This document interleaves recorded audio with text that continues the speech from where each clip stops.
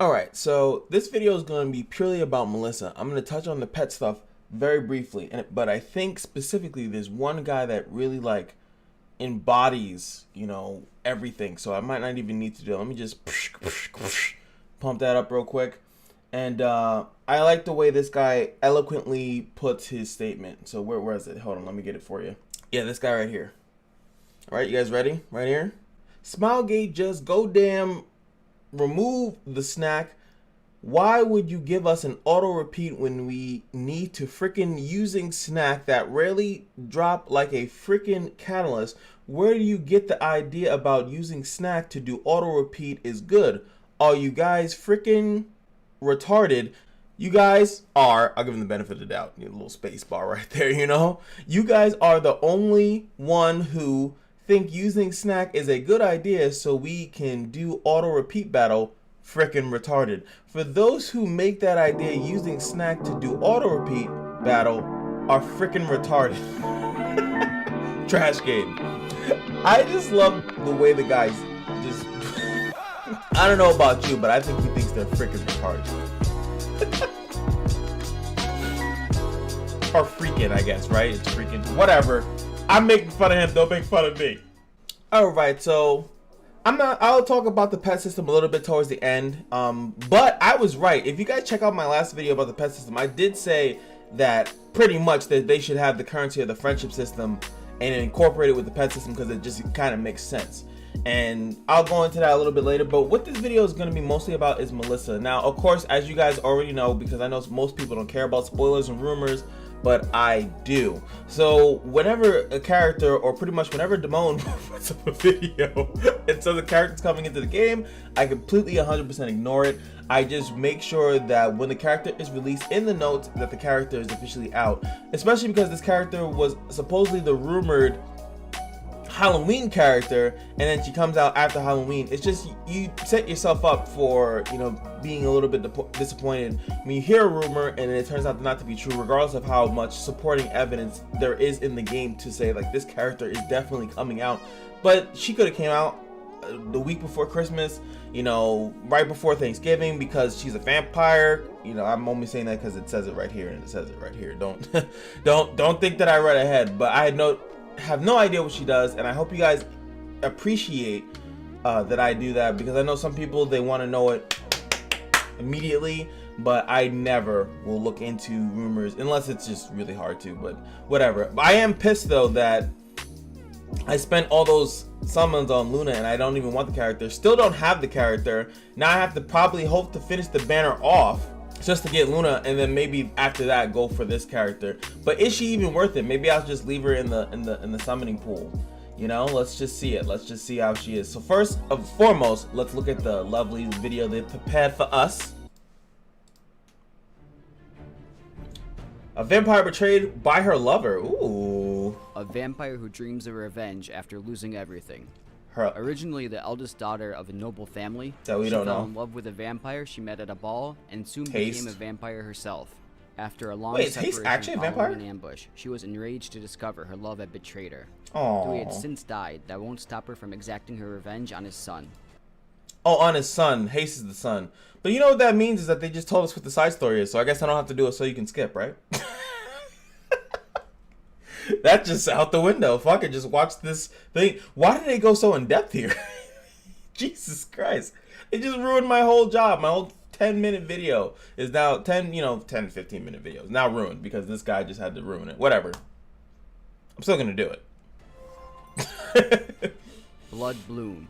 An attack Ooh, skill that looks unaffected smooth. by elemental type that curses the enemy as long as they are not an Oh, elite baby. or boss monster. Oh, that makes her useless. Manifestation. An attack skill that grants immortality to Melissa. Why is her... Look at her animations. An attack skill with a chance to make the enemy unhealable. That's the S1, okay. What the hell? Melissa is a fire elemental mage who curses her enemies. With Blood Bloom, Melissa can attack without needing to worry about elemental disadvantage, while also cursing the enemy and earning an extra turn. What Cursed the enemies will receive a portion of any damage inflicted on one of their allies by a single attack as additional damage. By a single The attack. extra turn also allows her to immediately use Manifestation, and choose either to attack the cursed enemy again, or to attack another enemy and inflict damage on 2 enemies at once, thanks to the curse debuff. Finally, with Might, Melissa can make the enemy unhealable, while also dealing damage proportional to her lost health. Her lost Thanks health. to the immortality buff gained through manifestation, this can allow her to deal significant damage. So now I'm extremely pissed. Like, I was partially pissed before, but now I'm even more pissed because now she has a S3 that does the same thing that Luna's S3 does. Now she is a mage, which I guess we'll have to look at the stats and everything like that. I'll just do a guide on her later just so I can look at everything and look at everything with you guys. I'll do it quick though. I know usually I spend a lot of time wasting time, and I haven't done a guide in a long time, and it's just you guys always know the reason. I just don't feel confident because I know people are going to be bitching and complaining because I don't have the character. But you know what? I miss it, and other people seem to because they tell me about it. So fuck you. I'm going to do a guide. It'll probably come out the day she comes out. I'm going to do a guide like I used to do. Anyway, what's cool is that she's a file. Oh, she's a Leo. My boo. My boo. Alright, so she overcomes the power of OS. So 60% chance to make them unhealable, and it does damage to her lost health. So kind of makes you wonder, is she an HP based character? You know, or is it pretty much, is it Kayron lost HP where it actually goes by the percentage? Or is it Crow lost HP where it goes by the number? You know, there's two different ways that this can go. So that would be nice to test and see. And she can also soul burn it for more damage. Sweet! So this goes 60 and it goes up to 65, 75. So boom, 75% chance if you leveling it up. But this is only if this S1 is phenomenal. Attacks by unleashing their inner rage, granting immortality for 1 turn. Sucks that it's only 1 turn, but that's kind of scary because, you know, I have Celestial, I always say Celestial, Crescent Moon, Rin. So having a character that has immortality and I can steal it and then bless my whole team with it sounds like an amazing thing. Can't wait till you guys start using that against me in arena, because her S3, the fact that it doesn't work against bosses, kind of sucks. Like specifically they specify that, so it automatically makes you not want to use her in PvE. Not like anyone has any trouble with half the shit in PvE at the moment anyway. So yeah, so this is only damage boosting, so damage. So maybe she's not HP based because this would have had, you know, based on the HP. So with this, but they both don't, so I guess this is likely Kayron casters lost HP, not Krau's. So lastly but not leastly, because that is how we speak the Inglando, attacks by releasing their pent-up rage. So curses. Now curse pretty much is a wow, this game is following Knights Chronicles a little bit too harshly. They put in the auto battle, and then they also now putting in curse. Now curse is actually something that's in Knights Chronicles if you guys are watching both my videos for some reason, but it's actually called mark in Knights Chronicles. So you mark a target, that target takes damage when anyone else gets damaged, but it actually works on like all damage, which is a little bit different than the curse in this game, which seems to work only on single attacks. So you S3 curse them, then you could S2, so it deals damage to 2 separate targets. Let's look back at the video actually to see if they take the same amount of damage though. That's the only thing I need to double check, and I'll double check it in the guide video too, you know, just in case, you know, this was made in a different factory. Let's see. And choose either. So she's taking. Oh god, okay, I didn't want to back that out. So 48.55 is what this is taking. So let's see if that bounces down to the Vildred. The cursed enemy. No. So he took 1942. So the math is because we don't know what that is. So he didn't take the full amount. He took like pretty much less than half. Like slightly less than half. So that seems okay. Nothing to write home about, but obviously, you know, we're gonna be hitting the second character with a buttload of damage, and which that's gonna help out, especially if it's not mitigated through any defenses or anything like that. So imagine if you curse the tank and then you start focusing on another character, or you curse the support like Angelica, that's hard as hell to kill, and then you snipe the squishy target. And you know, you're sniping targets. Most people that have really well built units, they're sniping a target for 10k, 20k in some cases, depending on how squishy the squishy character is. So this could be a reliable source to take out a tank or support that's just super pesky, and we'll see how that works. Or you know, it could help in a cleave, because then it does like no, can't help in a cleave. Sorry. So it's only for single target attacks, like they said. So It's works if you're running like, it's like your snipe unit can take out 2 units at the same time. So I guess all hail the ML Screes, because I forgot his name. I forgot his ML version name. So yeah, so once it's awakened, you get the extra turn after you do it, which is cool. As you can see, the damage, 1 turn cooldown. It starts off as a... I guess we don't need to know that. Oh no, it's attached to this. So it's a 6 turn cooldown, goes down to 5 turns. Pretty much 4 turns then, because when you use it, you get an extra turn, so you immediately take the cooldown once. And we're gonna look through all of the lovely mage artifacts for the character, because that's just what we like to do, and see, you know, if there's any other good combinations. Everyone's usually thinking, oh, especially with an extra turn, you know, you're thinking Etika Scepter. That's always a good option when that happens. Let's look at her Bloody Rose. So what I'll do, you guys let me know in the comment section. For those that actually watch this video, I really appreciate you. Thank you so much. Let me know what you would prefer to see first, the guide on her, or a quick guide or a quick look artifact review, which her artifact looks boring as hell. Increases effectiveness by 30% on a single attack. So that's actually, that just seems boring. I'm not gonna lie. You guys let me know. I'm pretty sure you guys are just gonna want the guide on the character over me trying to look at that. I'll do it all though, you know, just gotta get the content out, baby. And of course she's on a banner, and I don't even think I'm gonna have it. I might have to abandon Luna after spending that many bookmarks on her. Now she's down to like 20 summons, and I feel like just abandoning it, because I don't even think I'd use her. I'd like to use this character because she has a unique, cool mechanic. Also, obviously, the hatred blooms red side story, so we're gonna go into that. Haste is too young to be the father of her, which seems weird. She seems slightly older, you know. She's, I don't know, but yeah, we'll look into that. And last but not least, I just wanted to speak a little bit on the pet system. Once again, they're changing stuff after it releases.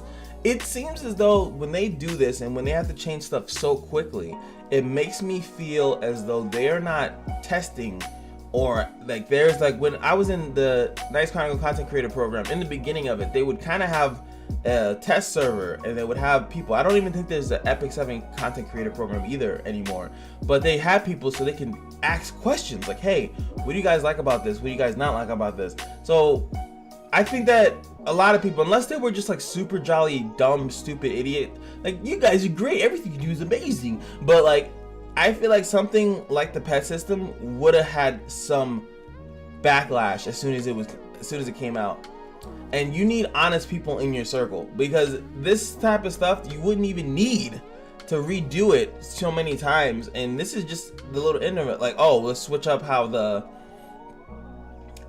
many skills get transferred over. Of course you want to change that, but like I said, you know, they're changing this and the thing, the homemade snack acquisition. So now I didn't even know, like, the homemade snack, like, actually I didn't think about it, is what I should say.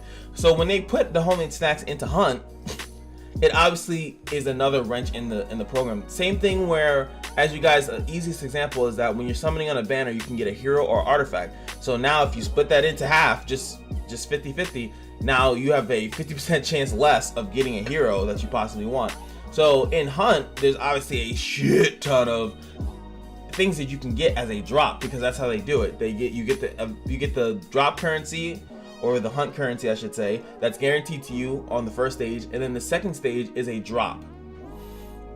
Right? So the problem with that is that they made the homemade snacks a drop. So now you had less chances of getting gear. You know, you also have the stamina, which will allow you to do another run, which is okay, because it gives you, like I said, the materials, plus it gets you, you know, some stamina to run it again. But putting the snacks there, which is there to get you the ability to do a rerun of the stage, just seems a little dumb. And you know, that's not why you're at Hunt for. And they just seem to keep making these mistakes over and over and over again. And it's like, oh, we realized that our heirs did not like this. It's like, yeah, of course they wouldn't like this, because Hunt has been a constant issue in the game. Why would you want to keep messing with it? And they keep thinking that they'll add something to the game like that, and then people will automatically just love it and ignore the fact. So it's just like, come on, dude, like, yes, you're gonna piss people off. It's of course. And they still have the issue, like someone was saying in all these comments below, is that, you know, just take out the fact that the auto battle, for some reason, that's the only time that the pets will pick up something. It's just stupid. And a lot of it is just stupid. And like you see here, and they finally said it here, like I was saying, this is the thing that I brought up, is that in the shop, there will be a new pet category added in which homemade snacks will be sold. 100 friendship points will be able to purchase one snack, and it's 10 per week.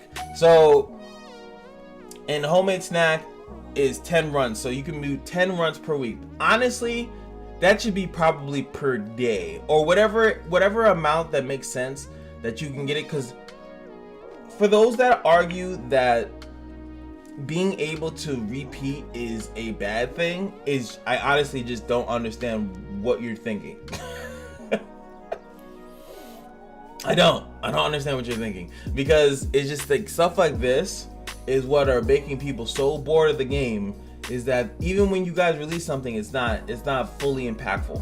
And then even when you look at this now, it's like they're just always, it's a company constantly trying to give you a piece of the bread, maybe the crust, and we're slowly getting into the middle of it, but they just don't want to give you the whole fucking loaf. Like, they just don't want to do it. They don't want to give you everything, and that's just frustrating. Like, nobody wants a relationship like that. No one wants a friendship like that. No one wants anything like that, where it's just like you're not getting the full amount of it. And that's what it feels like with not just Epic 7. A lot of gacha games feel like that, and it never feels like they're giving you everything. And that's what the pet system is currently. It's like they just gave you a piece of bread, and they're like, oh wait, you like the crust? My bad. Oh, you want it toasted? Oh, okay. Oh, you want that too? Oh, my. And you know you want that bread toasted, motherfucker. But you also know one thing, is that every day at the Kashino is your lucky day. And I will see you guys in the next video. Peace.